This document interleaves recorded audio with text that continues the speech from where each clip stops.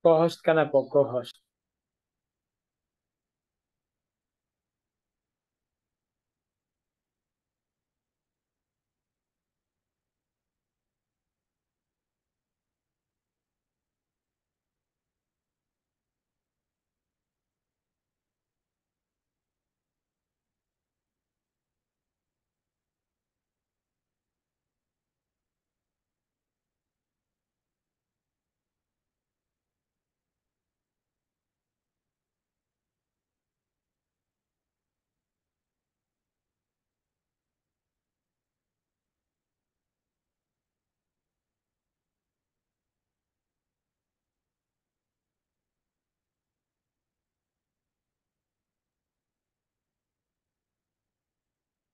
Doc, how much time do we have?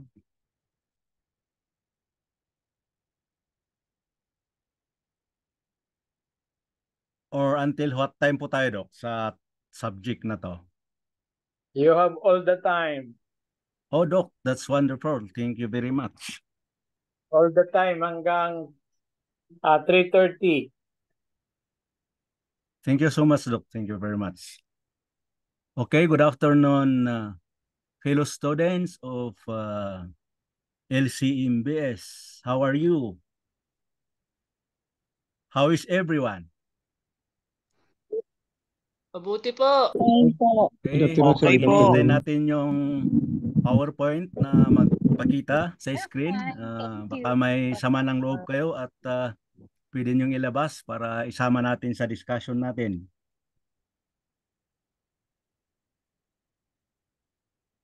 Anyway, yung introduction na ginawa ni Doc Raja about the Doc Raja model of strategic management will surely be always used in our discussion during this session every Sunday. So hindi po tayo mawala because every now and then we will be talking about the strategic management, which includes the 7 elements of the Doc Raja model. I think we'll be using that all the time because our discussions will be focusing on what you see in our screen. Is the screen clear, brothers and sisters? Yes po, kung maka-slides yung mas mabuti. Malinaw po. Okay. So, I'm looking for the saan ba yung icon ng Lower right po. lower right? F5 po, F5.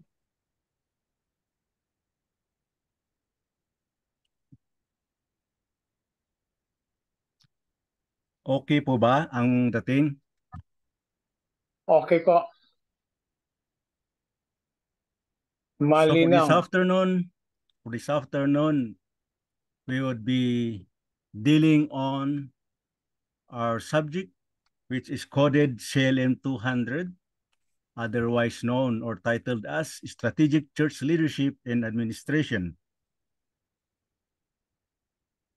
As I have mentioned a little while back, every now and then we'll be turning back to the Doc Raja model of strategic management because I believe it was really designed for the management of LCMBs until it will exist. To continue with the wrap up of Dr. Raja's introduction last Sunday, anybody who can tell the class about vision? What do you mean when we say vision? Volunteer po.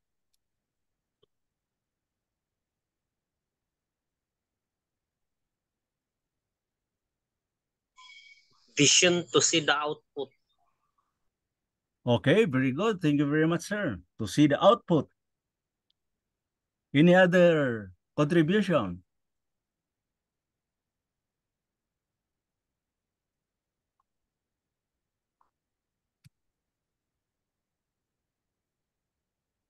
Do Sir, everyone...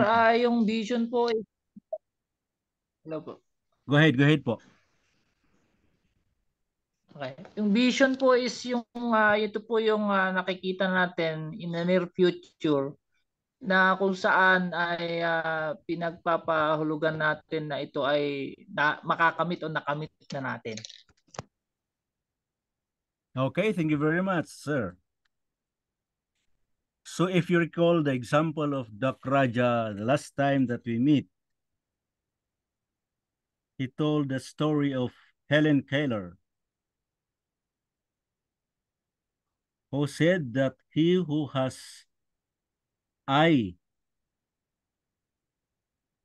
but has no vision is worse than being blind. Fine. If we will connect that to our discussion today on strategic church leadership and administration, vision is not necessarily seen with the use of man's eye. Because you can have your vision even by closing your eyes. It is a God-given nature, God-given gift, which no other creation was given to except man. Yan po ang vision. It is the way how you look at the future, even if you don't have it in front of you, even if you don't have the results in your hands, even if it is still 5, 6, 10 years ahead. So that is your vision. Our discussion this afternoon will be using the book entitled Becoming a Strategic Leader.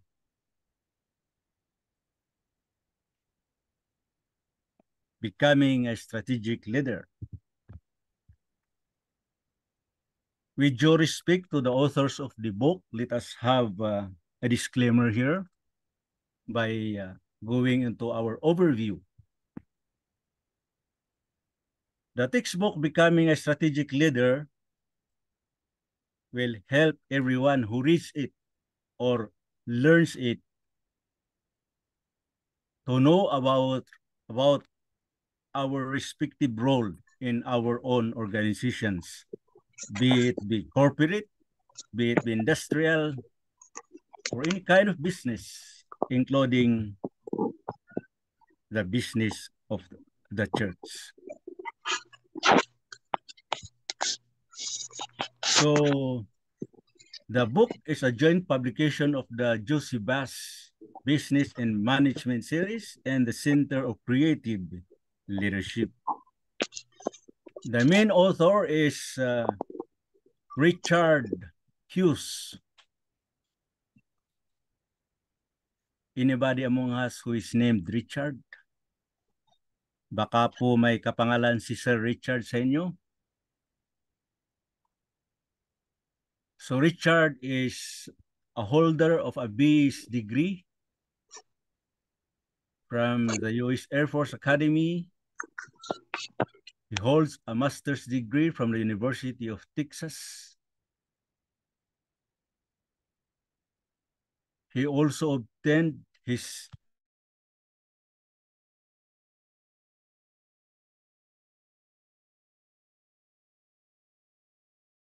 a professor at the Air Force Academy, including the years ahead of its department, Behavioral Sciences and Leadership. Behavioral Sciences and Leadership that sprout out of the market in the early 2000s is a very, very patent weapon used by psychologists, industrialists, and even other corporate organizations. He also holds a position in the Air Force Academy's Center for Creative Leadership, otherwise known as CCL. May karugtong po yan, DSL. No, everything has to do with leadership. So he is our senior author of the book, Becoming a Strategic Leader or Becoming a Strategic Leader. He has a partner by the name of Catherine C. Beatty, nicknamed Kate. Miss Catherine holds a BS degree in electrical engineering at the University of Illinois. She has a master's and doctor's degree in organizational psychology from St. Louis University.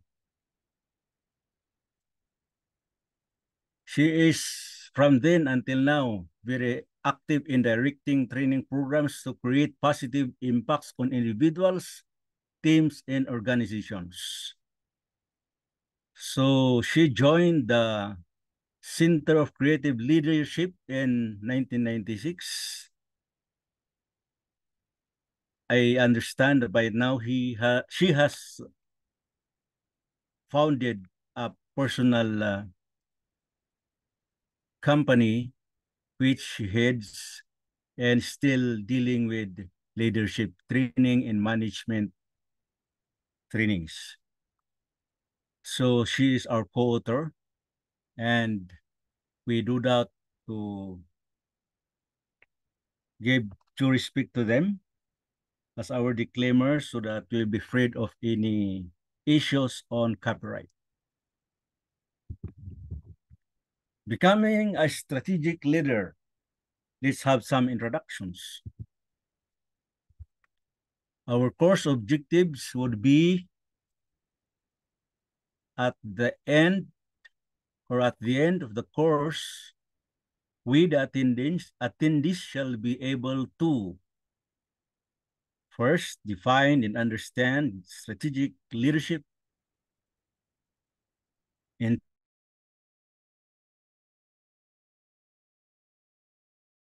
one thing about strategic matter is that it always has to be used with your brain, except when doing psychomotor matters. Develop and apply strategic acting. Demonstrate strategic influence. You also have organized and lead strategic leadership teams. Make strategy a learning process in your organization. And lastly, we will be able to become a strategic leader. By the way, classmates, if we will cover all the things that we are supposed to discuss now, I have prepared an assignment, and you can always refer to the book that we are using as our textbook to guide you during the making of our assignments. Anyway, it's not too difficult, you know. You can read the book, and so that when you return the next meeting, all of us are ready for discussions. I would like to emphasize, my dear brothers and sisters, that I'm not fond of lecturing. If only we're not on this digital forum, by this time we'll be having our own first practical activity on this subject. However, be that as it may, I would like to request the indulgence of everyone to feel free to ask any question that pops out of your mind while we are having our discussions, because it is only the several ways, the cross modes of discussions that we can learn from each other. Aside perhaps from those who have doctorates and masters in leadership and psychological fields of management are better than us. For us, we are still students learning from the experiences of others through books and experiences. Would that be all right, gentlemen and ladies?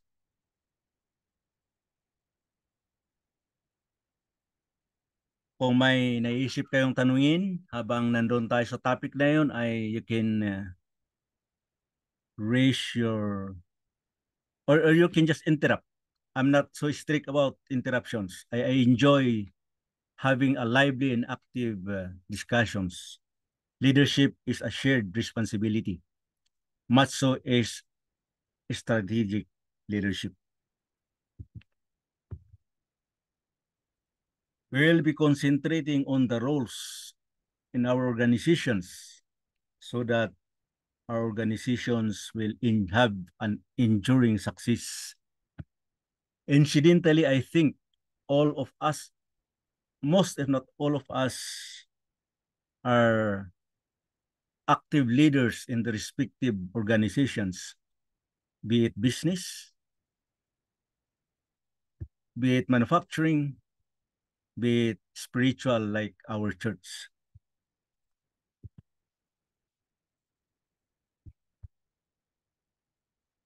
So for a common understanding, let's us have some working definitions. These working definitions is a thing that I have borrowed from Dr. Ephraim Firal. I like the way he explained about working definitions. Truly, because many words have different meanings in different situations. Even if you look at the dictionary, a single word means many things. So for the purposes of our discussions on becoming a strategic leader, on strategic management, on strategic leadership, let us have these working definitions. So when we see strategic, we mean that we are relating to the identification, long-term or overall aims and interests in the means of achieving them. So what do you think are other words that is like to strategic? May synonym siya eh. Like planned, tactical, judicious, deliberate. So ano po kapatid ang ibig sabihin noon? When we are discussing about tactical things in our discussions now and onwards, we mean that something that was planned. We planned it, or we are planning something, which means we're interjecting judicious matters on it, and that interjection would be deliberate. Yan po ang ibig nating sabihin.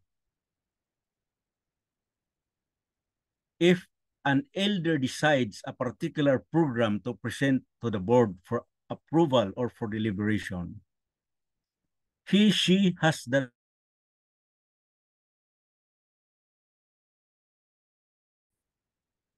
that particular elder will not leave the room without it being approved.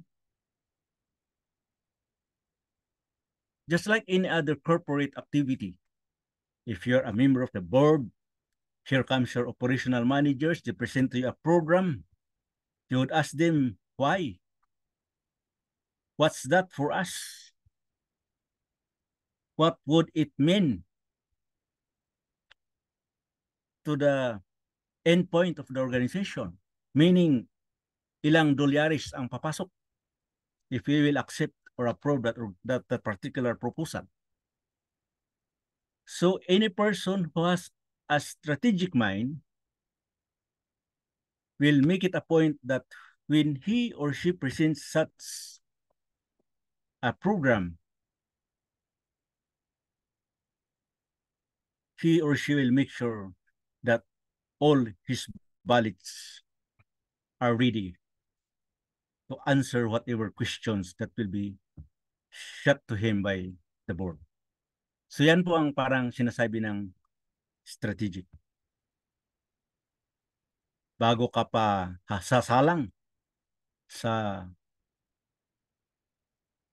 pag-defend sa inyong thesis, halos nakuha muna ang kalahati ng inyong gustong makunin. Makuha pala. So nandyan po yung parang individual led meanings ng bawat salita. Land,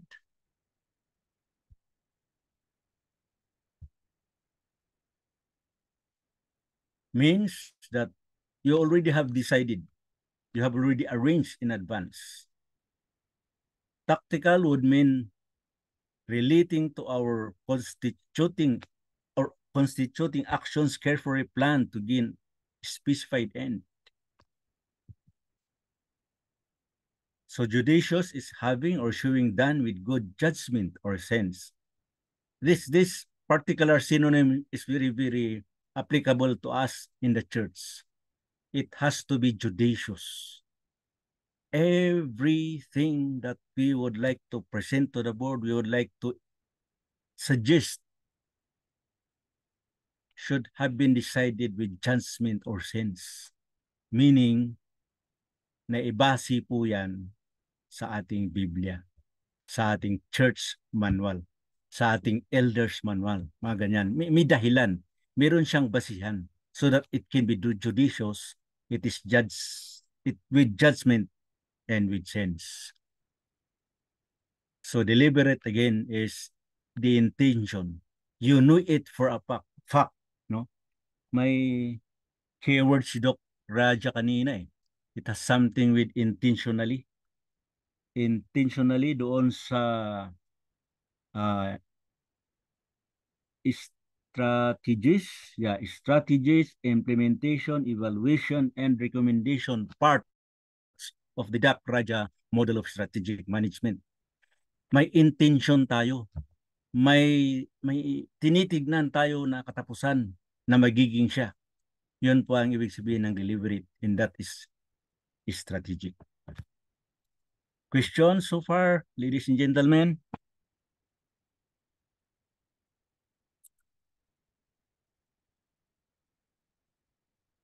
Okay.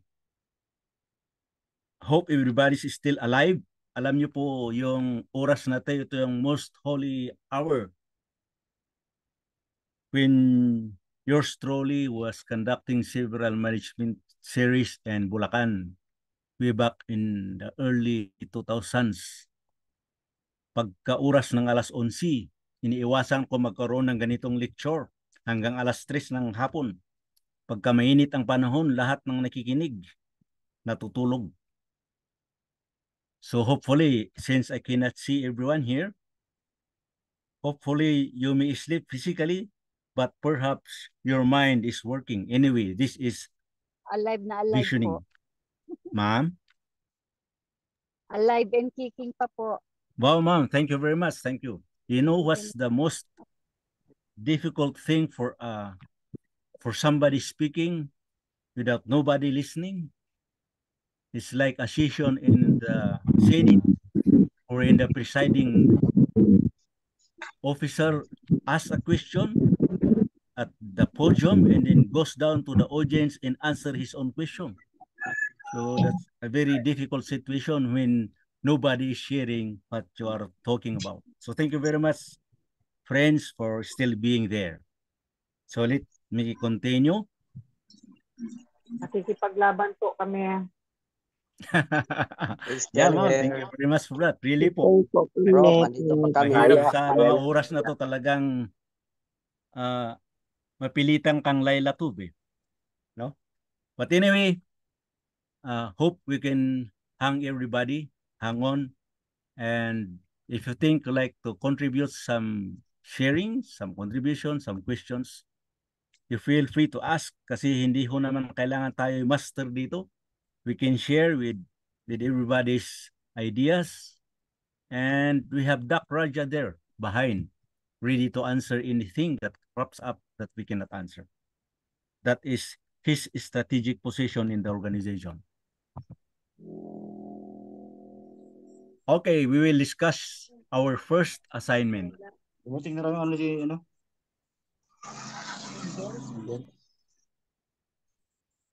Ang first assignment na ito, I will read it to you now, but you can read it when our admin will forward to you the video copy of this session. I can also send to you individually, but it would take a long period. So we would be looking to our admin to please do that part for us. Okay, either you want to sleep or you want to hear the contents of your assignment, of our assignment rather. I will tell you a story. The assignment is entitled The Vision, Mine, Theirs, or Yours. Sa English, ganito po ang sinasabi.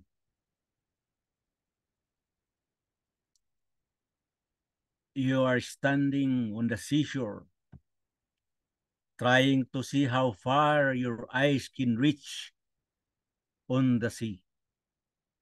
Staring on the blue wavy waters at the farthest point that your eyes can reach, there appears the form of a house.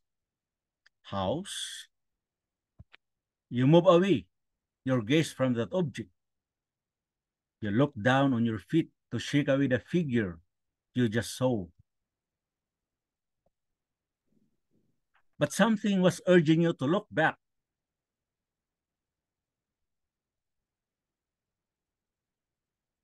Something was urging you to look back on the waters,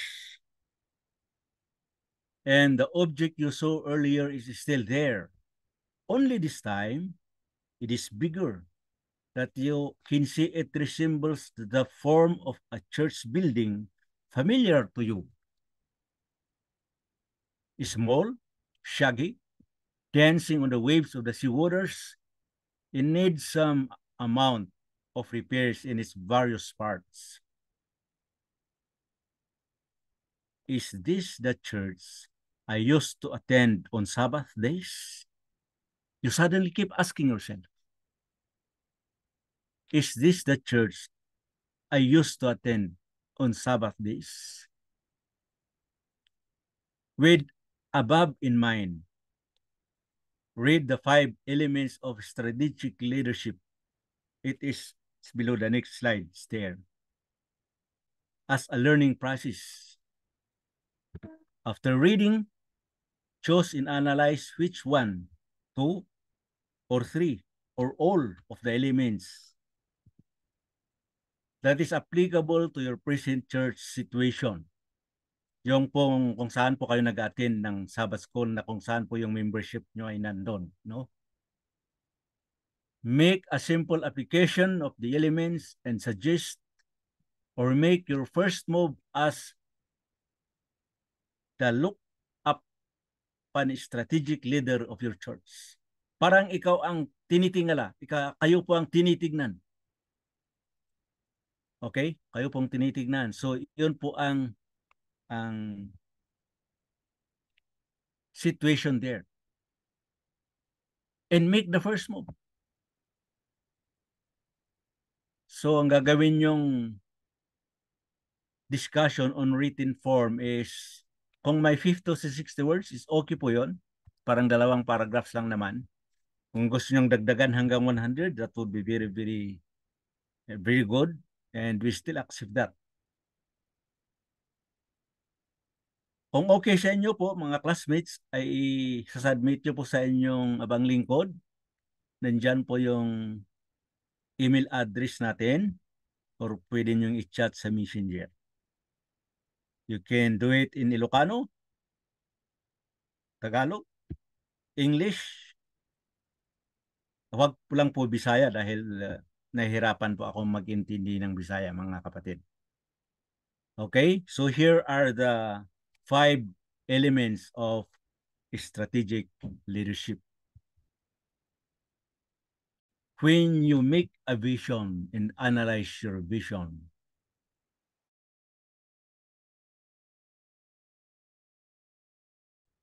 is where.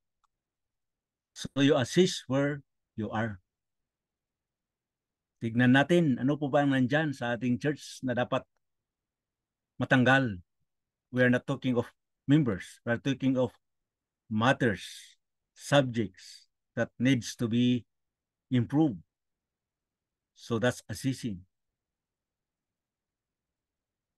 So that will include your vision, your mission in the core values. If your church have a core value, have core values already. Okay, so you learn now how to get there. Oh, example. One of the things that yours truly observed in some churches that I have visited for the last 6 months is the diminishing AY services in the afternoon. I think it's not only somewhere else. I think here in our place is not an exemption. So how do you get back to that church and tell them, suggest to them, convince them to revive their EY services in the afternoon? When you have that in mind, then you have to check your progress. That is evaluation and the Doc Raja's strategic model of management. Check your progress. Is something going on, or should there be? Because you're still at the start. And then start. You make the journey.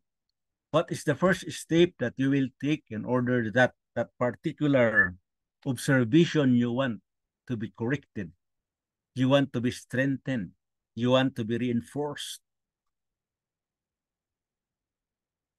can be done. So that is implementation. That is your number 7. I know, number 5.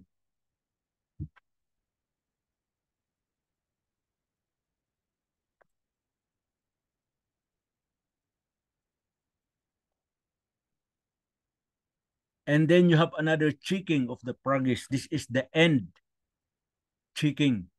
This is the final evaluation. So ang sinasabi ng assignment natin, mga kapatid, ay kagaya nung nasa una, nandun na ka, nakatayo ka sa harap or sa gilid ng seashore. Parang may nakita kang, ano ba yung object na yun sa harapan mo na lumutang-lutang sa tubig na parang church ba yun? So you get back to the 5 elements of strategic leadership. Try to formulate the 5 elements in your mind and then write it on a piece of paper. You can submit it to yours truly anytime before Friday sunset. That would be August 25. Okay, so may question doon sa assignment, mga kapatid?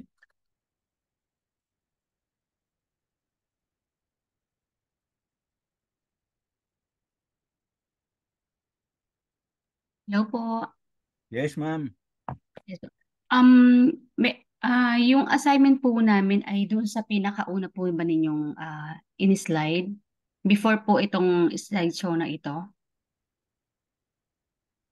Actually po, nandoon sa mga, naka-distribute siya sa lahat ng slides na may subject matter doon, madam. Okay po. Thank you po. But hindi po kanyan, ma'am, ha? Yung mga slides na nauna nakita natin kanina, hindi po complete yan. Kaya po, titignan nyo doon sa may forward sa inyo na video, recorded video, na basahin nyo yung libro. Madaling kwan po yun. Madaling ma-download sa online. No po? Just type the title of the book or any of the two authors. Lalabas yun ang mangunang lalabas sa inyo. Yung Becoming a Strategic Leader. So you can Okay. have your readings in the first chapter lang yata. Meron na po kayong sagot doon. Or even half of the first chapter. Noted po. Maraming po salamat, Prof. Yes, ma'am. Welcome po. Any Ano other title ng question? book, sir? Po, Ano title ng book? Becoming a Strategic Leader.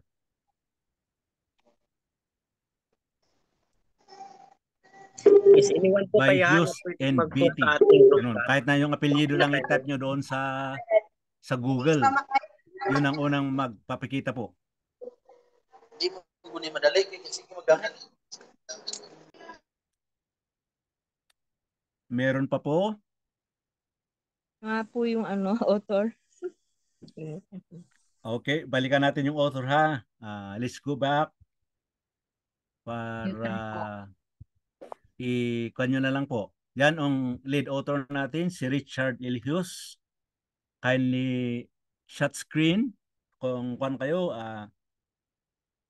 pwede rin ang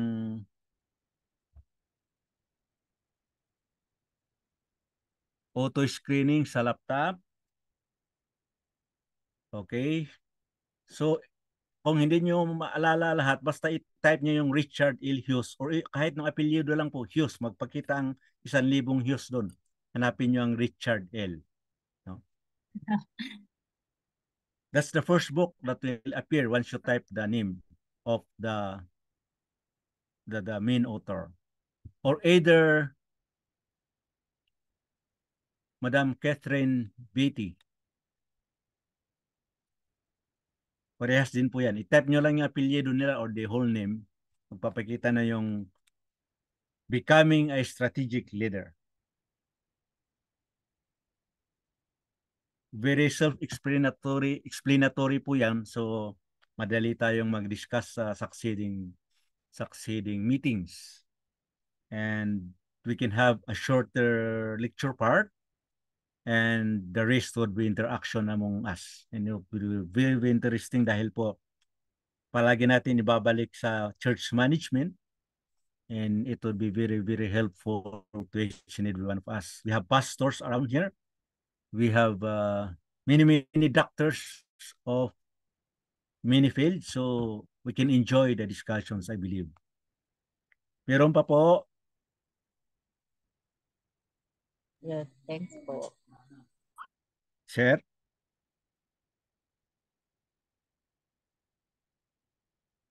Okay, if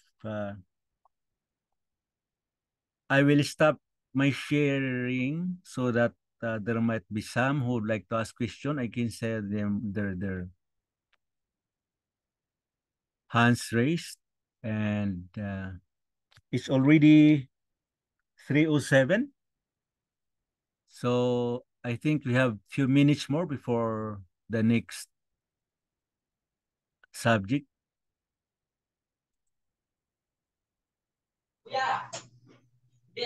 Sir Maxion, ano po ang inyong screen name sa FB? Hoven Maxion po. Thank you, sir. Opo. Welcome po, sir.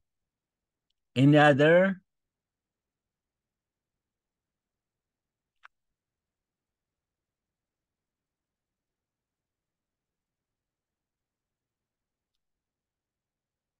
Hello sir, good afternoon po.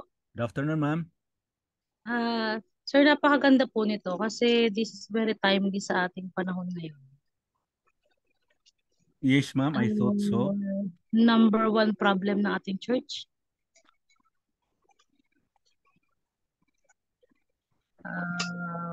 lalong-lalo na yung scarcity in leadership ng ating mga leaders sa loob ng church.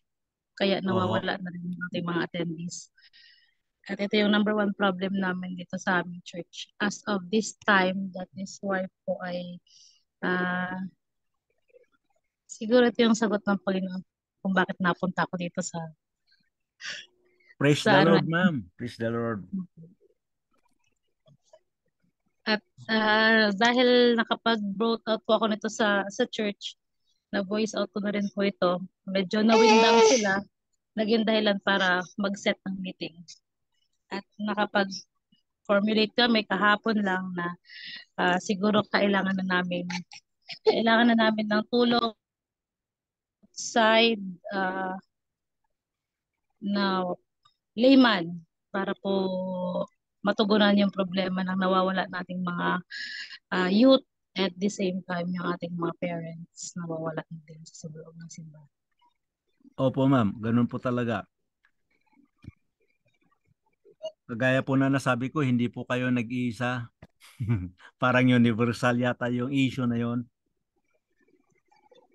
Kaya nga po. Pero maganda rin po na meron tayo nito. Malaking tulong po ito. Kasi ito yung aking niluluhod sa Panginoon at ito na nga yung kasagutan. Kaya tututukan ko talaga ito. Opo, madam. Actually, some of the things perhaps that those people, kagaya natin na na-observe na ganyan, na gustong tumulong is balikan po yung siguro. We'll be talking about that later in this subject. The history of the church or the particular church, hindi yung history ng SDA church. The history of the church, because each church is unique from other churches.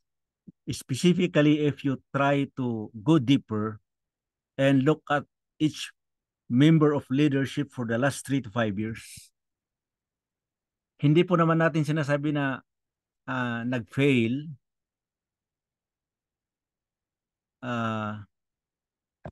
or nagkulang, or may hindi natignan yung mga leaders ng ating church, no? But what we are trying to see here is maari namang may program, may plano na gawin, pero hindi, baka may factors na hindi natuloy. So yun po ang role ng subject na to.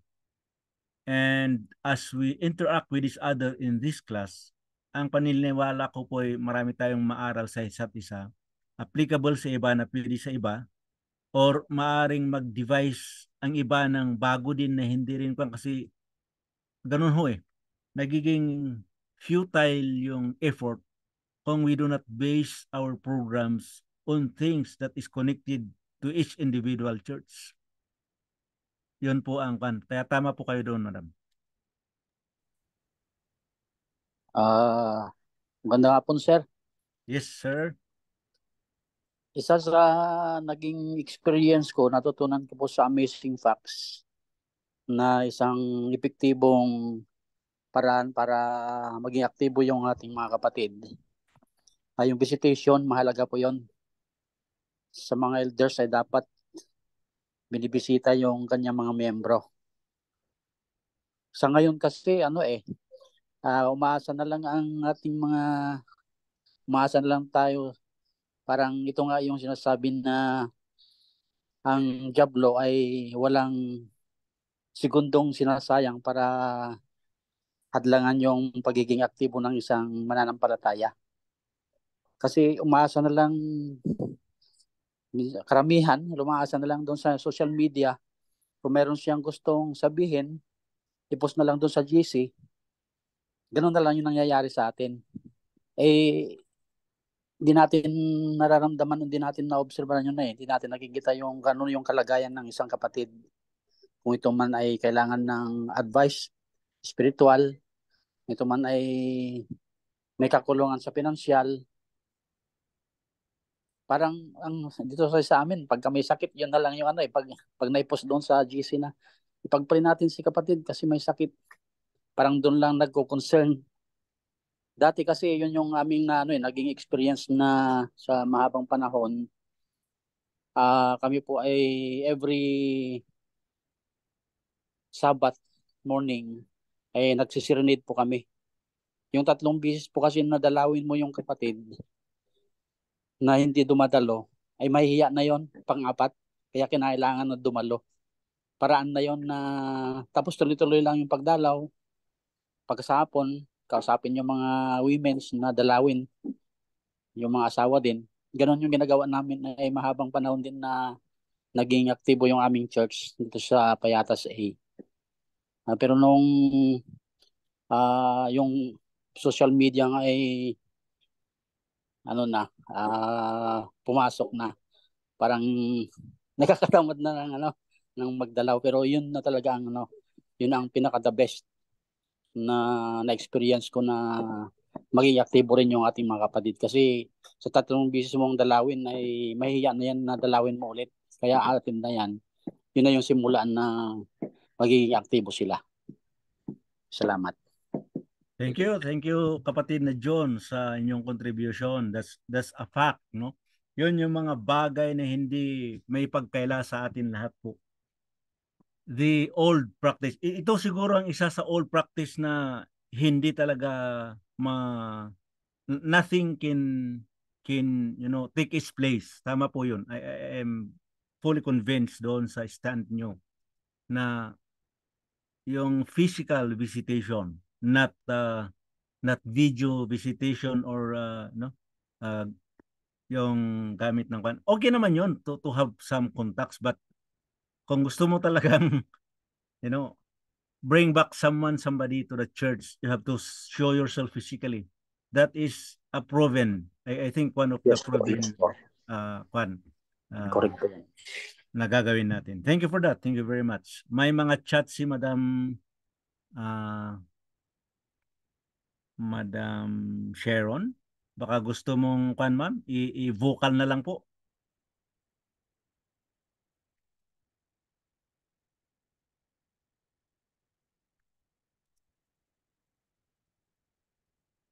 And the other things, gentlemen and ladies, bago natin ibalik kay Doc yung proceedings ng ating class.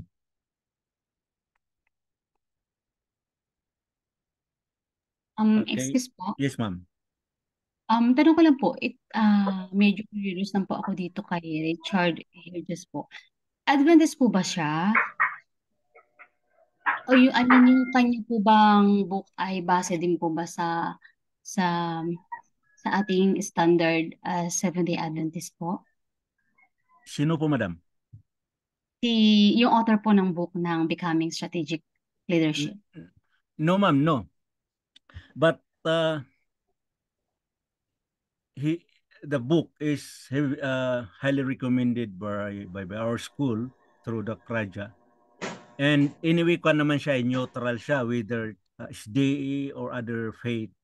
It is irregardless kasi yung situation that we will use our knowledge and skills that we will learn from their book can be converted into a background that you would like to adapt to. Adaptable po siya, naka-neutral siya. Hindi niya man sinasabi na kailangan SDA siya, no. The principles discussed there and the activities, the things that one should do as a strategic leader is universal in nature, that you can reshape it to the things that is applicable to your own organization. Pwede nga ho sa bahay, pwede sa inyong sari-sari store, and pwede sa church. Ganun po yung lagay ng textbook. Kaya I think that's one of the reasons that it was selected by the school for us to use. Alright. Dami po salamat. Yes, ma'am. Thank you po. Madam Sharon? Yes po. Ayan. So, napakaganda po kung tayo mismo ay nakakapansin na sa loob ng church na may mga kapatiran na tayo nanlulupaypay, nangihina, namamagod sa pag-aantay while waiting, sitting. Kaya sa mga panahon po na ito ay kailangan na po natin ng pag-aksyon, magpanalanginan sa isa't isa, magpapaalalahanan. Visit po natin ang ating mga patirang nanghihina. Magkaroon po tayo ng small group o visitation. Samahan po natin sila sa family worship upang paalalahanan yan, kung paano ma-recharge ang ating mga pananampalataya sa bawat tahanan at ipanalangin po natin sila. Avoid po tayo ng division, yan, ng hati-hati sa loob ng church. Ano ba yung mga dahilan na bakit nanlulupaypay ang ating mga kapatiran? Ano ba ang nagiging dahilan na nakakapanghina at nagkakaroon ng pagkahati-hati sa loob ng iglesia?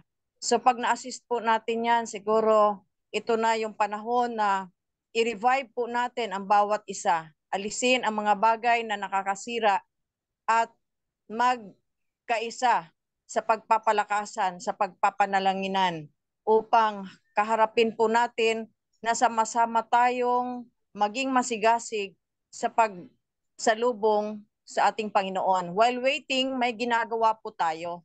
While waiting sa pagbalik ng ating Panginoon, tulungan natin na mapabilis ang gawaing matapos nang habang tayo napapagod ay lalo naman tayong nagiging positibo, na lumalakas espiritual, ng ating tanging pag-asa ay ang pagbalik ng ating Panginoon. So visit them, pray for them, worship with them. Yun po ang pinakaganda na paraan po. Salamat po. Thank you, ma'am. Thank you. Praise the Lord for that contribution. I think wala hong papalit din doon sa position ni Madam Sharon on that matter. Thank you po. Thank you. Correct, Prof. Yes, sir. Ay, sa aming, kasi dito sa amin noong mga nakaraang buwan ay konti nilang ang sinisimba ng Miyerkules, ng Biyernes. Ay di talagang pinag-pray ko yun bilang elder ng church. Ngayon, sinunod ko yung sinasabi ni Dr. Peral na mag-research bakit maraming hindi na sumisimba, at after mga ilang buwan ay sa ngayon po naman ay okay na. Dumadami na, pati mga kabataan nandyan na. Salamat din sa patuloy na pagbibigay sa amin ng kaalam para sa ganun ay talagang mga kapatid na nawawala ay kailangan talagang hanapin.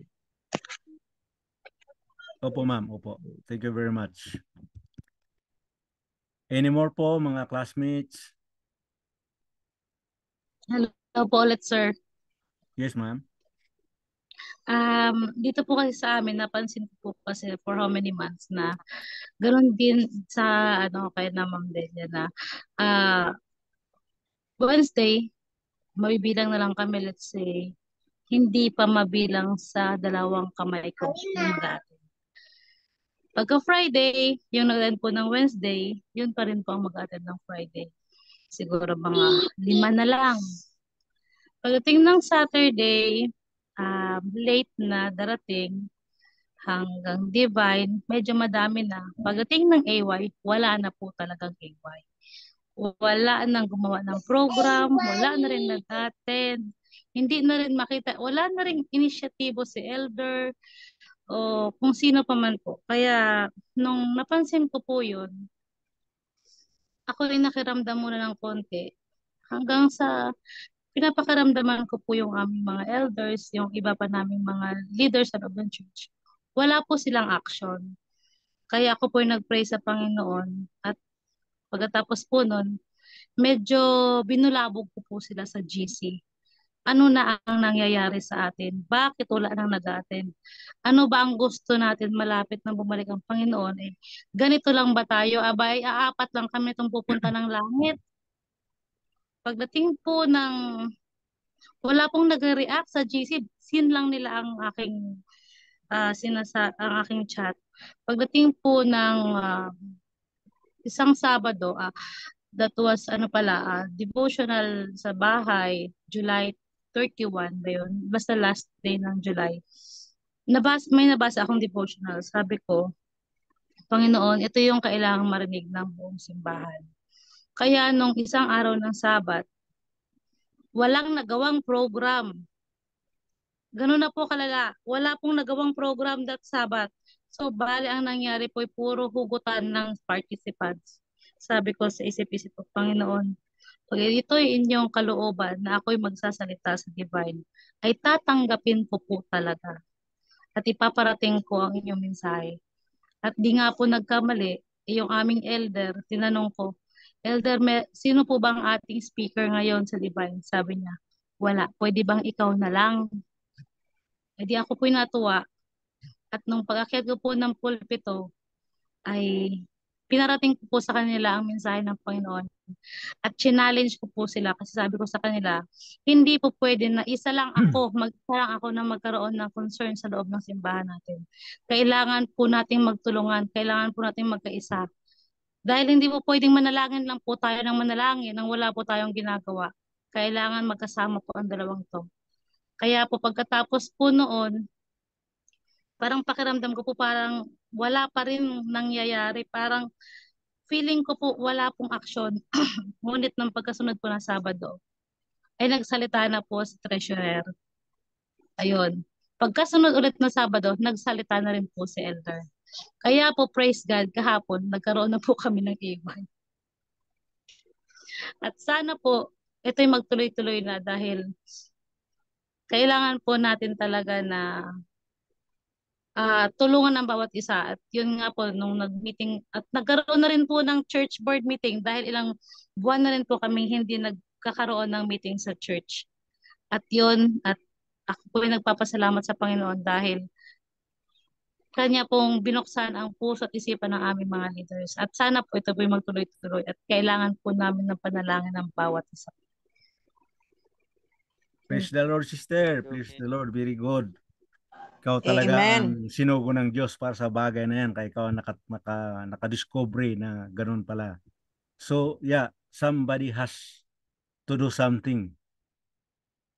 Yun po ang kailangan gawin natin. Kaya sa pag-aaral natin dito sa ating school, sanay lahat po'y mapatibay. That really is one thing that you are thankful for the Lord, for all of us who attended this forum.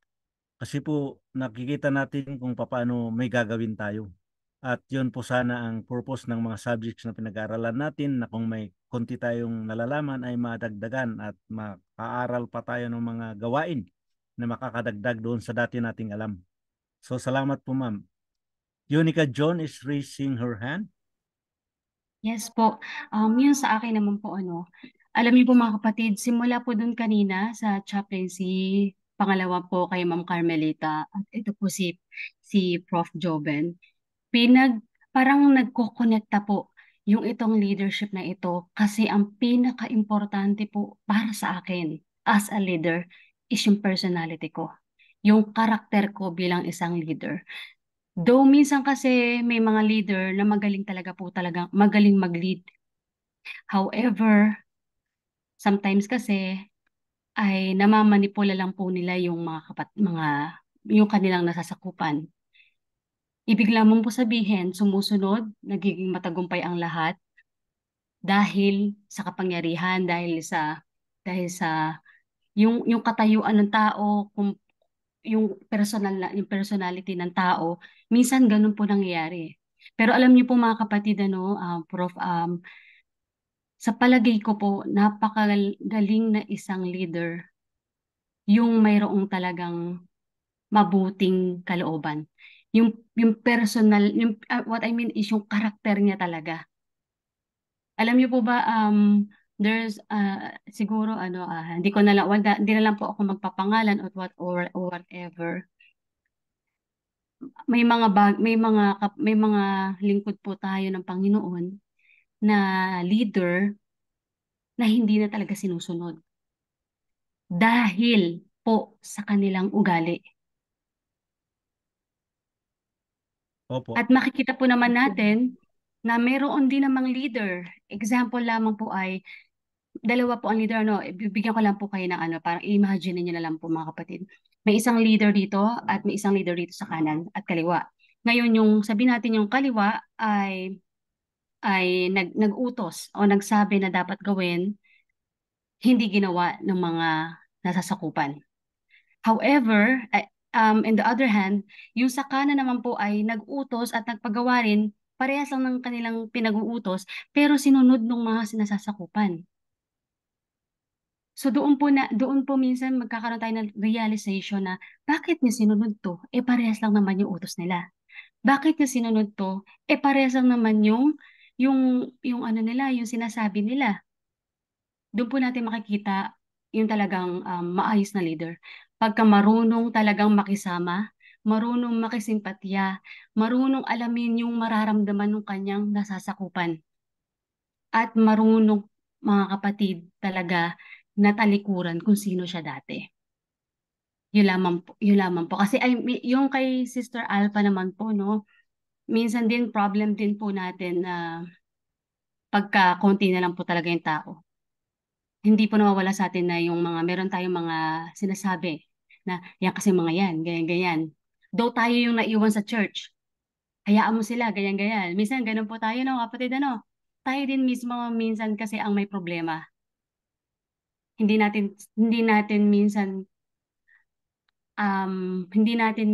minsan na-approach ng maayos yung ating mga kapatiran. Siguro kasi minsan may mga pabebe po talaga tayong mga kapatid na kailangan lambingin mo talaga siya.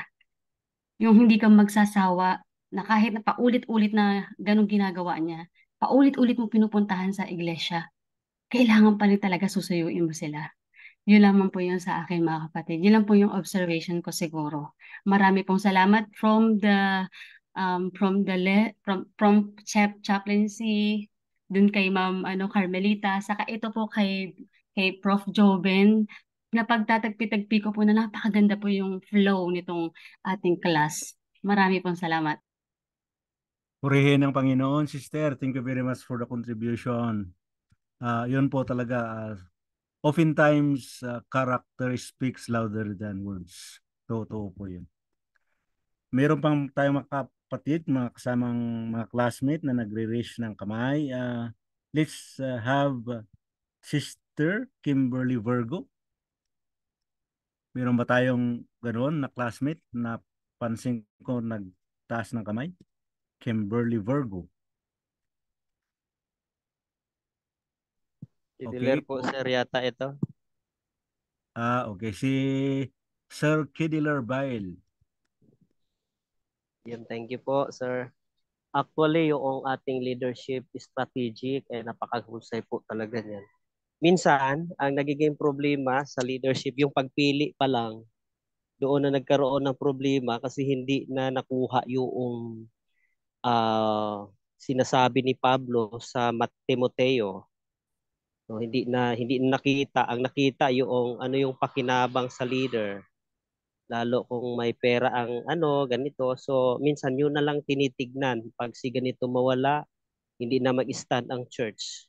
Paano na lang kaya? So minsan doon tayo failure sa pagpili pa lang ng leader kasi nawalan ng kabuluhan yung spiritual growth ng isang tao. Amen. Agree ako diyan. Agree ako. Doon po talaga minsan, doon nawawala. Minsan naman ay iniluluklok natin kahit hindi yun yung niya. Hindi yun yung kumbaga ay wala nang ibang mapili. Ikaw na lang. Parang gano'n na lang. So, minsan din ay na-overpower na rin. So, kaya hindi na gumagawa, na-overpower. Kumbaga ay sige, hayaan mo siya. Siya naman marunong, siya naman matalino. So, that's it. Minsan naman ay tinitignan natin yung mga nangunguna sa atin na ito ay lang ito, grade 3 lang ito, high school lang ito. How it comes na magli-lead siya sa akin, I am a doctor, I am a teacher, o kung ano-ano pa man.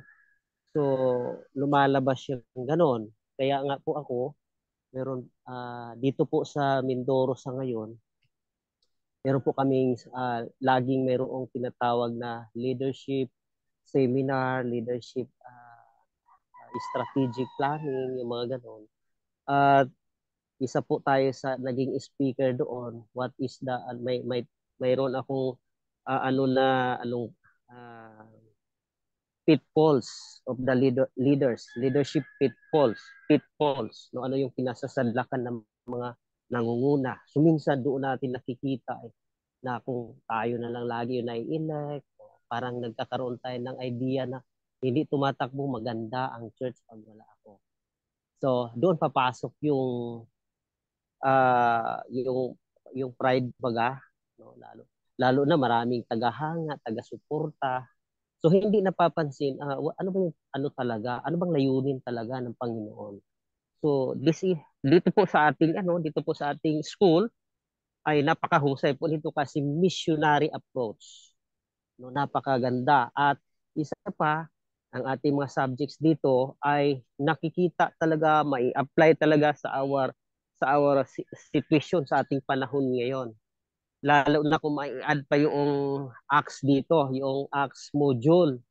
No? Ako po ngayon ay may third module na sa Acts na ginagawa ngayon dyan sa CLC. Lalo kung may apply pa yan, lalong mas huhusay pa ang ating school at marami pa tayong mga strategy na magagawa na may kinalaman sa ating paglilingkod, mga kapatid. So, hopefully, maging matagumpay ang ating paglalakbay sa ating school through the effort of Doc Raja at sa iba pang nating mga professor, Prof. Maxion, ano ho.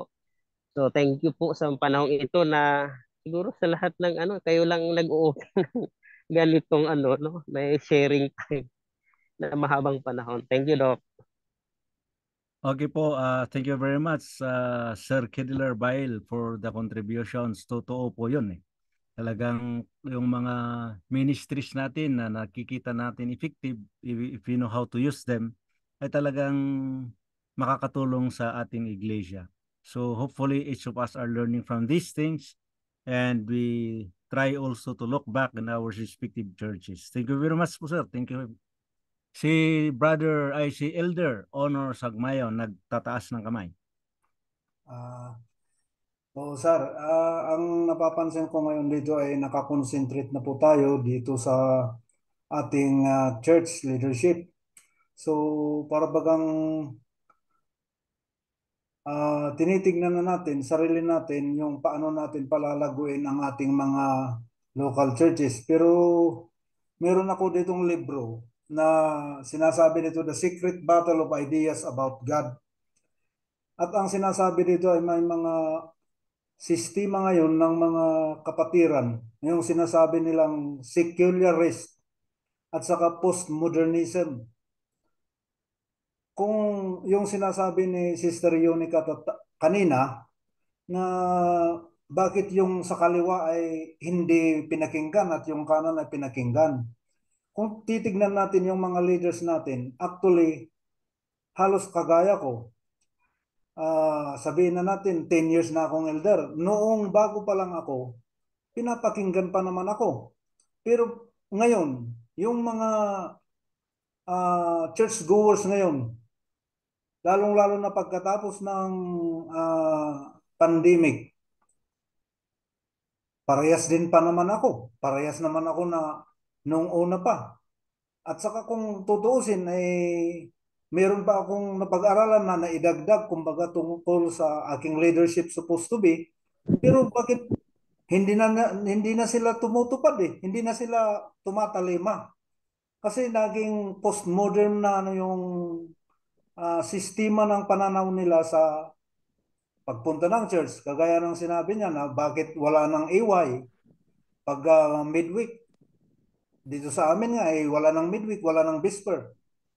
Pero yung pakiusap ko noon at pakiusap ko ngayon ay parehas pa naman. Pero sa ngayon talagang yung mga kapatiran, naging sila na ang postmodern. Kaya ano ngayon ang gagawin natin tungkol sa ating system of leadership sa mga postmodern views of our brethren? Kaya kailangan, mayroon pa ba tayong kailangan na postmodern system din? Kasi talagang ayaw naman natin o hindi, para bagang ganun nga pumupunta na yung mga kapatiran sa postmodernism of how they look with regards to Christianity or their belief. So yun po ang isa akong concern ngayon kasi nagtataka nga ako. Yung 15 years na elder, siguro gumanda pa nga sana dapat ang ano niya, yung ah, pagka-leader niya. Pero sa ngayon, bihira na ang tumatalima. Kaya ano kaya ang approach natin dito sa ngayon? Kasi talagang Ma'am, ito ang trending eh. Ito ang question ko sa atin lahat, pati na yung kasamaan natin. Kasi yung sabi ni Doc Raja, ay nung una, talagang ginagawa niya, talagang tinetrain niya yung mga leaders niya at yun ang talagang dapat, yung gawa ng pastor. Pero ako, mula nung naging elder ako, ang dami ko nang binasa para sa aking leadership. Kaya gumagaling sana ako. Pero sa ngayon, hindi na nila ako pinapakinggan. Yun nga ang problema eh. Kaya ano kaya ang approach natin? Ito lang ang masasabi ko, sir. Okay, thank you po, Elder. Thank you very much for the con. Okay, meron tayong standing issue ha, mga kapatid. Okay po. I-park muna natin yung position ni Elder Sagmayaw at nag-raise yata babalikan kayo, Elder ha. Nag-raise yata si Madam Sharon. Next po ako, sir. Opo. Sagutin ko yung ni Elder Sugmayaw. Maganda po yung na yun eh. Yung tanong niya kasi usually karanasan ng lahat 'yon. Opo. Moment lang kasi parang nakita kong nag-raise ng kamay si Madam Sharon kanina.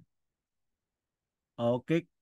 Si Ma'am Sherlyn yata po 'yon, sir. Ay, Ma'am Sherlyn ba 'yon? Okay, Ma'am Sherlyn, are you there? Hindi naman siguro sagot. Parang ano lang siguro, input.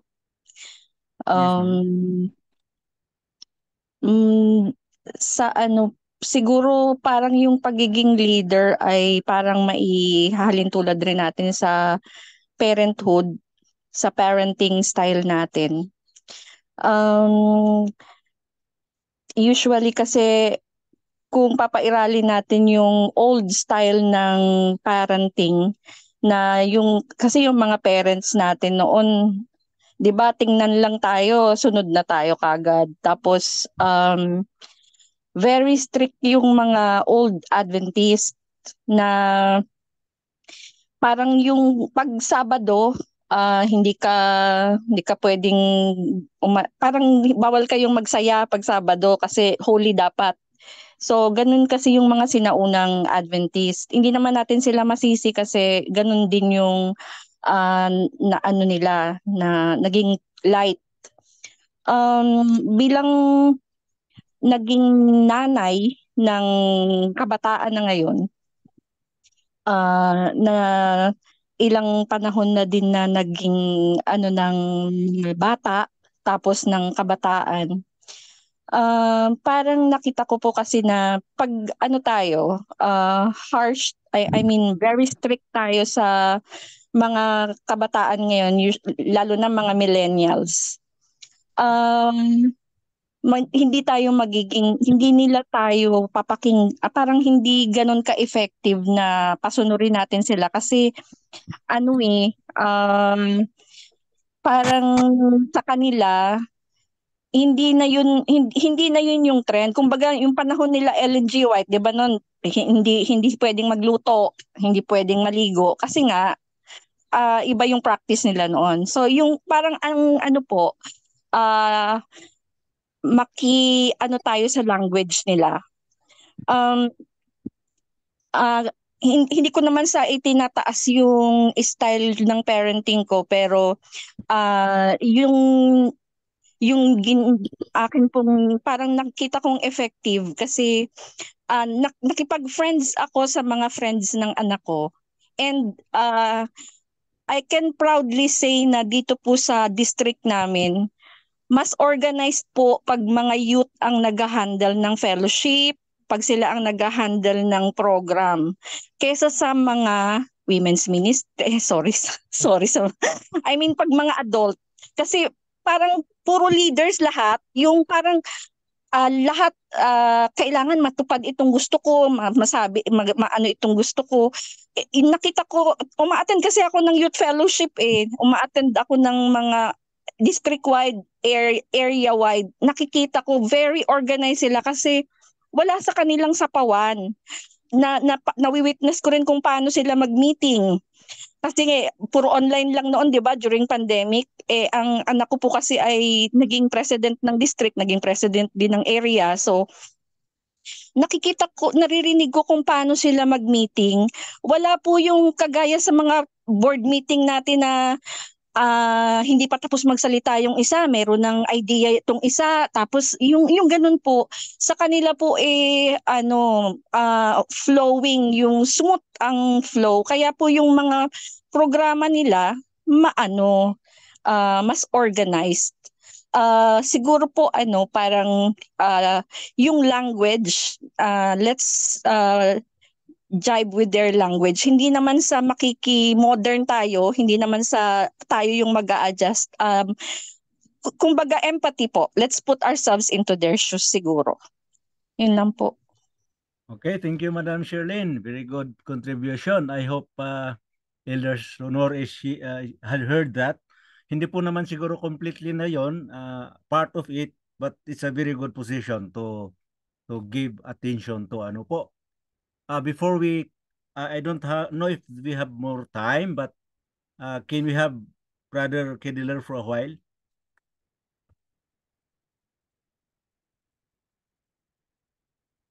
Sir Kediller, kayo na po kung gusto nyo ituloy yung gusto nyo sabihin po. Okay po. Thank you, sir.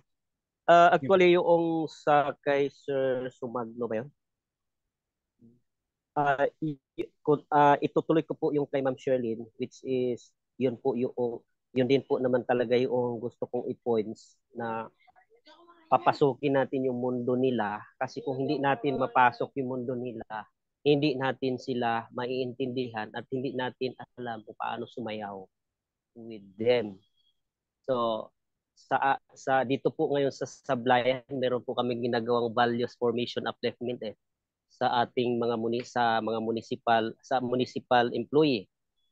So last Thursday, sabi pa ni Doc Juan, sabi pa niya ay, ang iba sa inyo kilala si Ma'am Juan, sabi pa niya, minsan ang gusto natin, sila yung mag-a-adjust sa atin.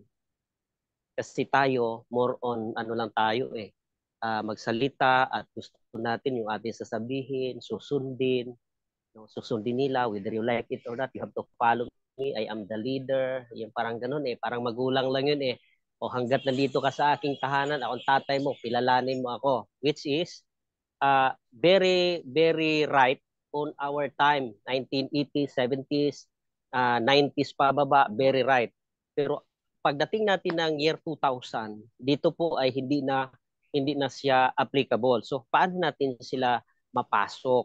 So paano natin mai-jibe? Paano natin paate sumayaw na makuha pa rin natin yung attention nila? Kaya po every year meron pong tinatawag tayo na leadership upliftment sa ating mga conference. Hindi ko lang alam sa ibang conference, pero diyan sa CLC dati, taon-taon may ganyan talaga. Bukod pa yung sa area, bukod pa yung sa district, bukod pa yung sa conference talaga, bukod pa yung sa union. So yearly po yun, merong ganon. Kaya lagi po ako nag-a-attend yan doon. Kasi ang pinag-uusapan, ano ba yung problema sa ating church today? Yan. Yung ating mga kabataan ba, may AY pa?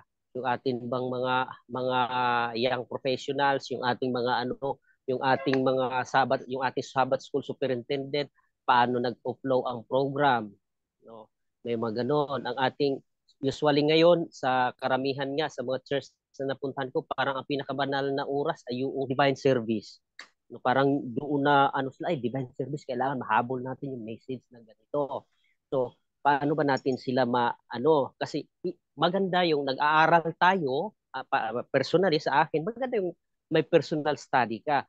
Pero mas maganda kung sa aking pananaw lang, mas maganda na nagtatanong tayo, kumukuha tayo ng ibang ideas, nag-join sa mga trainings kasi mas makakuha talaga tayo ng mga ano pa doon ideas pa kasi ang sabi nga a good leader must be a good follower, must be a good listener, at isa pa doon, tumutuklas talaga siya, hindi natatapos ang learning niya as a leader. So kaya nga po ako nung i-offer nga ni Doc Raja itong ating school sabi ko kaagad sa kanya, count me in. Na ano ko lang yun sa Facebook. So at Dr. Raja ay magkakilala kami sa rooftop ay sa New Lower Bikutan. At kilala ako ni Dr. Raja at nung iba pa at alam ni Dr. Raja yung New Lower Bikutan kung sino-sino yung mga naandyan. So mayroon diyang doktor, mayroon diyang nurse, mayroon diyang ano pa yun, teacher, may principal diyan. At isa ako sa head elder that time. Lagi akong head elder. Kaya nga tinatanong ko, ang aking asawa nga minsan tinatanong ko, bakit ako laging pinipili na nag-aayaw naman na ako? So, ang sagot sa akin ni Pastor Joe dati, God choose ordinary people. So, sabi ko, okay. So, nagpapatuloy yon. So, ganun talaga ang ano. Kaya nga, na-challenge ako dahil yung aking pinangunahan, ganito, may business administration, may administrator. So, na-challenge ako. Kaya nga, lahat ng training, leadership, about ano, talagang pinupuntahan ko yan. Pinupuntahan at pinupuntahan. Kahit pa sabihin, ay paulit-ulit na lang. Yes, ang topic ay paulit-ulit, pero iba-iba ang approach. Iba-iba ang approach. Kahit na paulit-ulit yung topic, pag mag-join ka uli, makinig ka uli, iba na namang idea ang makukuha mo. So, yun po. So, sa akin, yun lang po talaga, sir. Kailangan lang po natin na mag-join tayo sa mga leadership training, leadership seminar, at saka wag mag-stop doon sa ating natututunan na. Kaya minsan, nagkaroon ng tinatawag na hindi pagkaunawaan kasi nag-stop na tayo doon sa ating natutunan Ay, ito ang sabi ni ganito. Ito ang sabi, which is tama. So, ay may pagbabago ang panahon, may pagbabago may iba-ibang ugali ang tao meron. So, paano natin pakisamahan kung kulang tayo sa knowledge, kulang na nga tayo sa knowledge, ayaw pa nating mag-absorb ng knowledge. So, dapat lang lagi tayong ako pag tinatanong bakit ka nag-aaral? I am empty. Bakit ka pumunta rito? Because I am empty. Laging empty supposed to be tayo kasi kung more on ano tayo, more on ay alam ko na yan. Ay magkakaproblema ang iyong leadership kung sa iyo mismo nagpasimula. Kaya nga ang lahat ng bagay may kanta tayo na It is begin with me. Nakalimutan ko na ang lyrics niyan pero naalala ko yung kanta na it is begin with me, no? So doon po sa atin po talaga magpasimula ang lahat ng bagay. Okay, thank you po Brother Kedler. Okay, maraming nagre-raise pero paumanhin at mukhang hindi sa atin ang oras. Ipapark pa natin yung question ni Elder Honor dahil maganda yung mga contributions but mukhang hindi pa na-hit sa puso yung problema ni Elder. So, Doc? Wala talaga makahit doon. Doc, are you there? We're returning the proceedings to you. Okay, maraming salamat Prof. Joben for leading the discussions. Maraming ding salamat sa mga nag-contribute ng kanilang mga ideas at mga hinaings. Plural yan, ano? Hinaings. Mga kapatid, no? Let's continue to learn, no? We are just in the first chapter of the book. Ang book na ito mga kapatid ay talagang napakaganda. At I'm going to send a copy to each one of you na nandito ngayon. At sa lahat ng mga na-enroll dito sa ating regular class, para meron tayong mabasa every time na tayo po ay binibigyan ng assignments or we can follow the discussion, no? Okay, so mayroon akong narinig ng mga hindi ko lang na-take note no? I wanted to react pero unfortunately hindi ko na-take note. Nakalimutan ko tuloy. Kaya napaka-importante na nag-take note. Kasi sabi pa nga, your worst notes are better than your best memory. No? Yun po ay nakuha ko sa aming isa sa aming mga professors na nag-encourage sa amin when I was still in college na talagang mag-take note, no? Kasi nga your worst notes are better than your best memory. Ayun. Sa hapong ito ay naleksyonan po ako dahil mayroong sinabi ang isa o dalawa nating mga kapatid na gusto akong magbigay ng reaction tungkol doon pero nakalimutan ko Wala. So, later siguro ay maalala ko rin. Okay. Pero ang tanong, maalala ko kaya?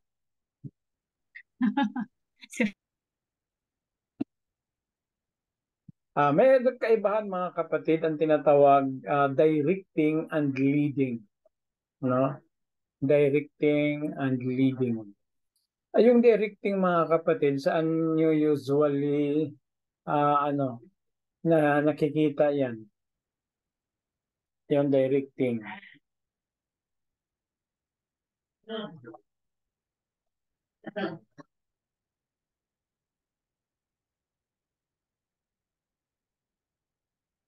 Wala po, no? Wala po kayong mga kapatid kung saan usually nangyayari yung tinatawag directing?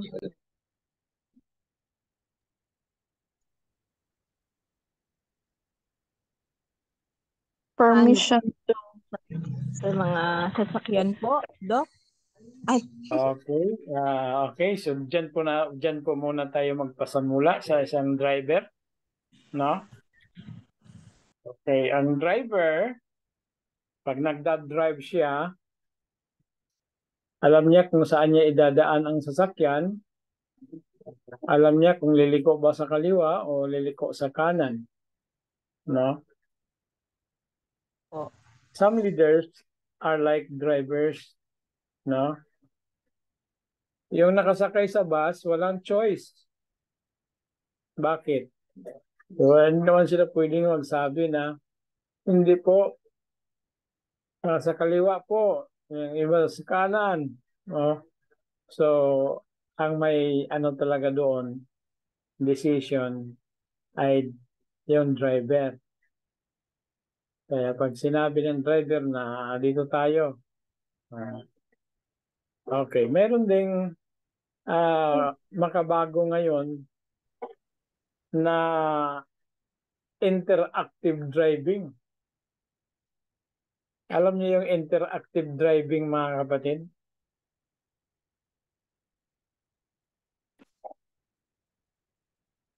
Ang interactive driving ay isang makabagong imbento sa pagdadrive na gumagamit ng tinatawag Waze.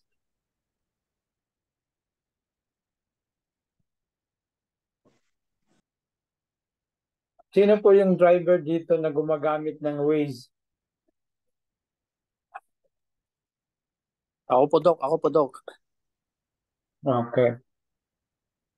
Sometimes, pag ikaw ay nagdadrive, sabi ng Waze, okay, makaraan ng isang linggo, lumikik ka sa kanan. Linggo. Tagal naman, no?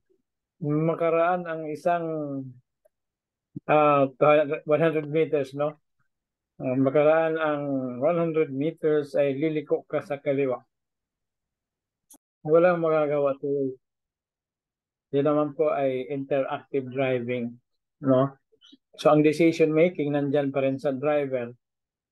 Pero ang Waze ay tumutulong lamang para kung gusto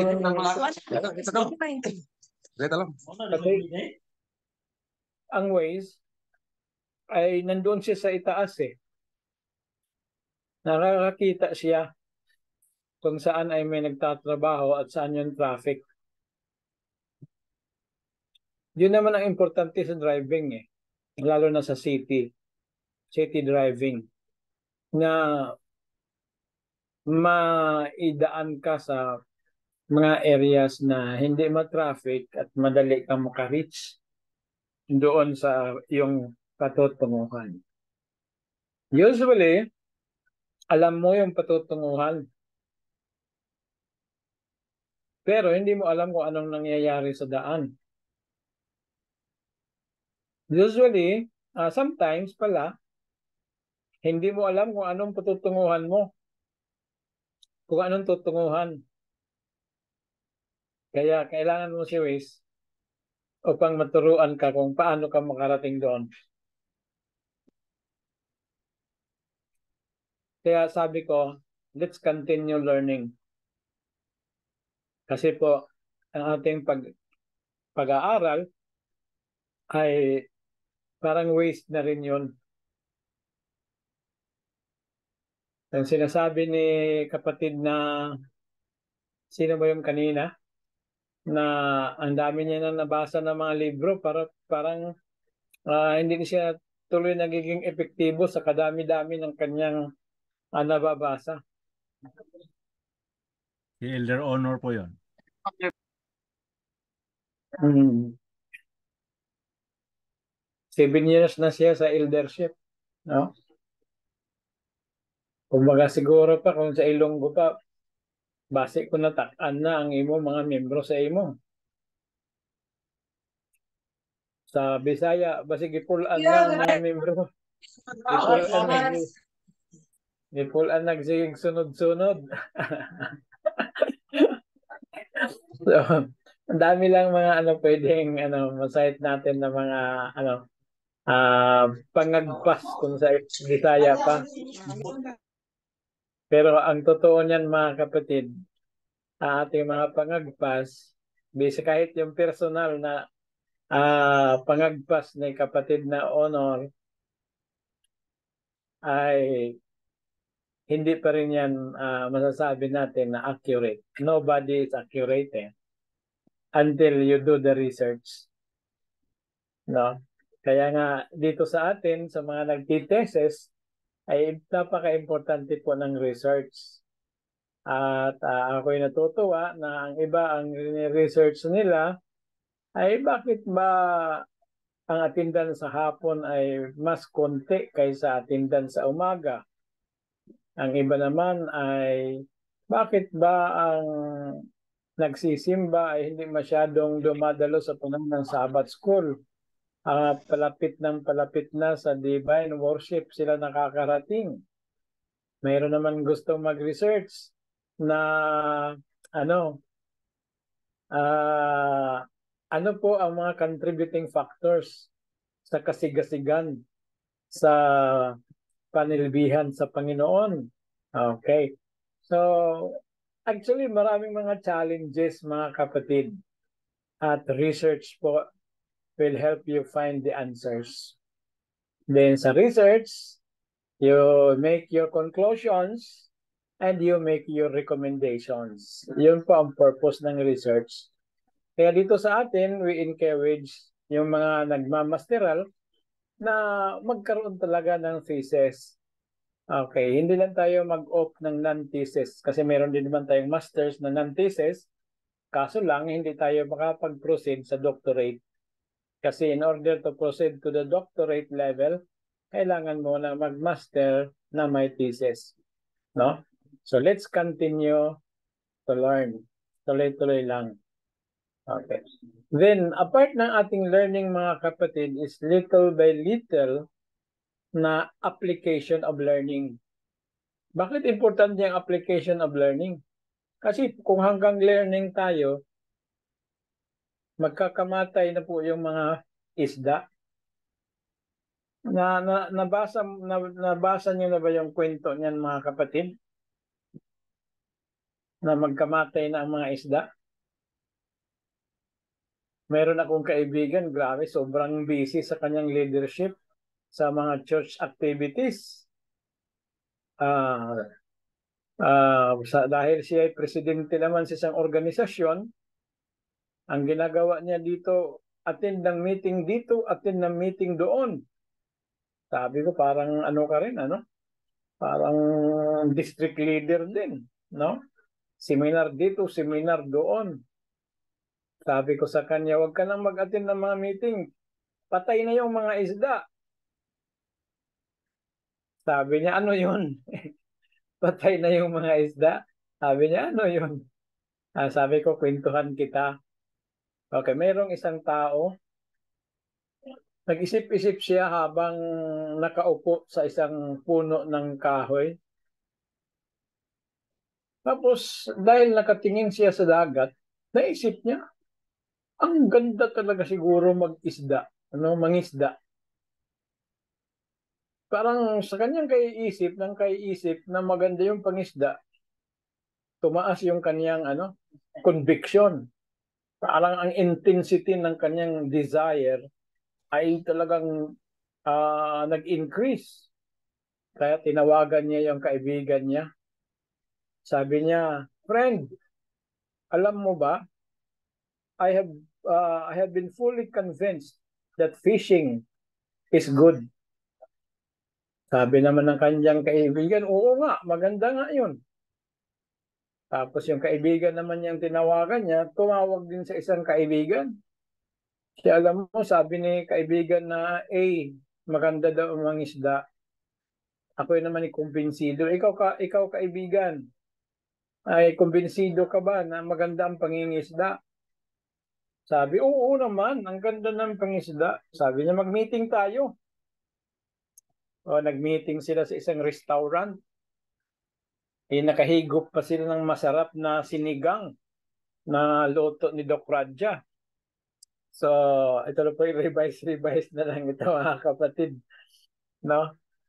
Sabi nila, sarap talaga ng sinigang na ito no? Kaya maganda talaga mangisda.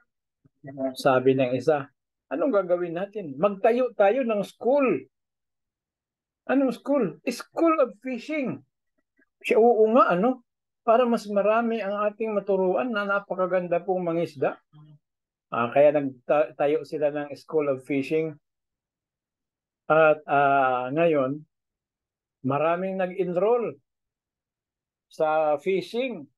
Lahat po ay kumbinsido talaga na maganda ang fishing. Tapos sabi na nang magka-graduate na sila, tapos sabi ng presidente, yung nakakuha ng ang konsepto ng pangingisda. Sino sa inyo ang talagang kumbinsido na maganda ang pangingisda? Lahat nagtaasan ng kamay. Gusto niyo bang maging teacher, maging professor ng pangingisda? Lahat po nagtaasan ng kamay. Sige, assign po natin kayo sa iba't ibang mga lugar para magtayo din kayo ng ating branch ng eskwelahan sa pangingisda. So, sa madaling istorya, mga kapatid, nagkaroon ng mga branches, School of Fishing. Lahat nagtuturo na maganda ang pangingisda. Ayon sa kwento, mga kapatid, tuloy-tuloy ang pagtuturo na maganda ang pangingisda, pero walang nangingisda. Sabi ng nabasa kong aklat, ito pinabasa ko sa, I think, anong magazine yun? Yung magazine ng Amicos. Nakalimutan ko kung ano yung magazine na title na yun. According to the parable na sinulat na nabasa ko, nagkamatay na lang ang mga isda, walang may nangisda, pero kumbinsido na maganda ang pangingisda. Yung kung minsan mga kapatid, ang grabe, seminar tayo ng seminar eh. Training ng training, ang dami ng inaatinan ng mga training, pero mahina tayo sa application. Kung paano i-apply ang training. We have gathered a lot of theories, pero we have less application of what we study. Nag-iba-iba na lang ang nag-iba-iba na lang ang mga approach. Mga care group, mga dati church ministries department, tapos tinanggal na naman ang church ministries department, nagkaroon naman ng tinatawag na IELTS o IELTS. Ano ngayon yung parang IELTS? Integrated Lifestyle, ano ba yun? EL. IEL, Doc? IEL? Nagkaroon naman ng IEL. Lifestyle evangelism. Tapos nagkaroon ng mga care group, kanya-kanyang leader, bagong leader, may kanya-kanyang diskarte, no? May kanya-kanyang diskarte, may kanya-kanyang programa, tapos list pa rin ng application. So, ang solution dyan mga kapatid, let's continue to learn, but we will not remain in that particular thrust of learning. I-apply natin, no? I-apply natin. Kasi kung hindi natin ma-apply, walang kabuluhan ang ating inaaral. If we get this particular principle, then let's do it, no? Let's do it. Okay. Sabi pa nga ng slogan ng Nike, just do it. Okay. Nakita natin na importante pala yung the sixth element of strategic planning, which is evaluation. So why not conduct a SWOT analysis? Takot po ba tayo na ma-discover kung ano ang mga weaknesses ng ating iglesia? Gusto po ba natin malaman lang ang mga strengths ng iglesia, pero yung weaknesses ng iglesia ay hindi natin gustong malaman? O gusto lang natin i-marites ang mga weaknesses ng ating iglesia. So hanggang marites lang tayo, hindi natin may improve ang pagpapatakbo ng iglesia.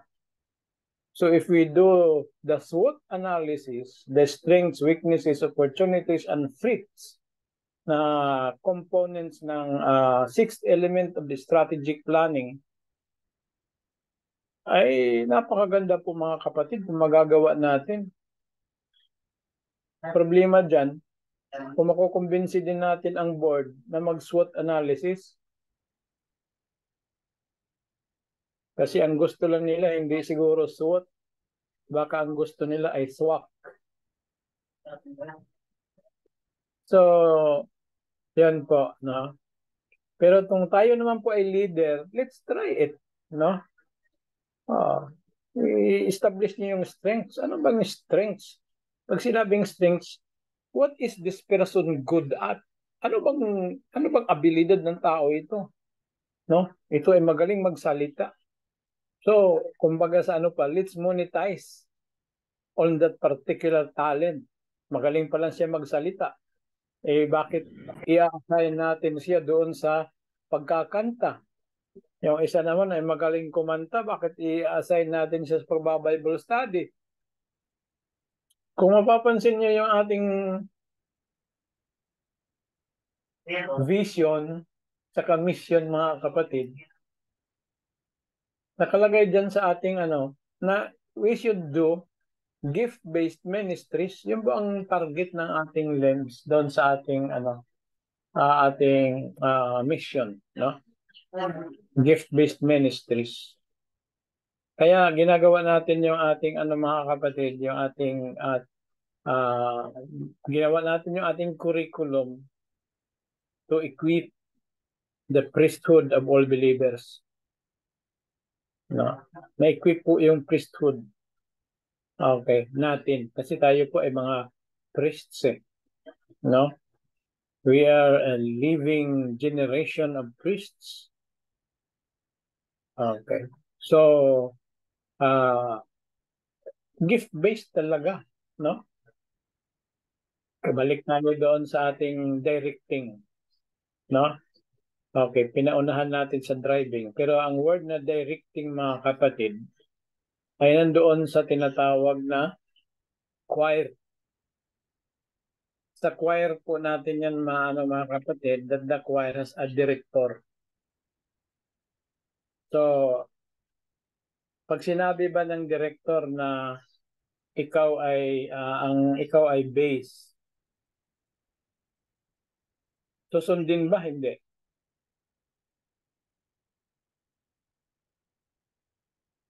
Sa audition, tinitingnan yan sa audition eh. Kung sino yung magiging bass, magiging tenor, maging etc. So pag ikaw ay tenor, tapos i-assign ka sa bass, tama po ba yung pagdidirect ng director? Hindi po. Tama o hindi? Hindi po daw, kasi Hindi masisingit po. mo. Okay. Pag sabi ng director, at this point, at this line, papasok ka. Tapos, ganito, no? Papasok yung isang tono, etc., etc. At the compass of the director, susundin hindi. Sundin po. Ay, ito ay do. Ang tono mo ay fa. Ano mangyayari doon sa choir? Sira yung boses, Doc. Pagka sa Bisaya pa, mayabag yun. No? Mayabag. No? Dapat, kung ano ang direksyon ng director, ayun po ay susundin. No? Susundin sa tinatawag directing.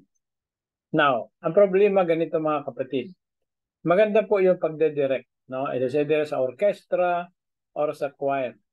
Pero, lalo na sa mga children's choir, ay maraming mga member dyan, bata, pinasali sa choir, pero hindi naman talaga sila gustong mag-choir. Ang gustong mag-choir ay yung parents nila.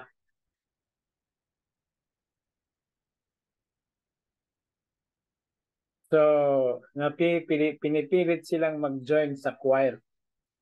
Hindi dahil gusto nilang mag-join sa choir, kundi gusto ng parents na sila ay mapunta doon sa choir.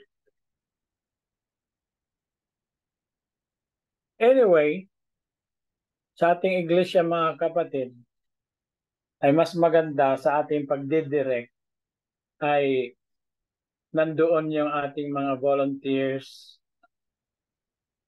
They are there because they want to be there.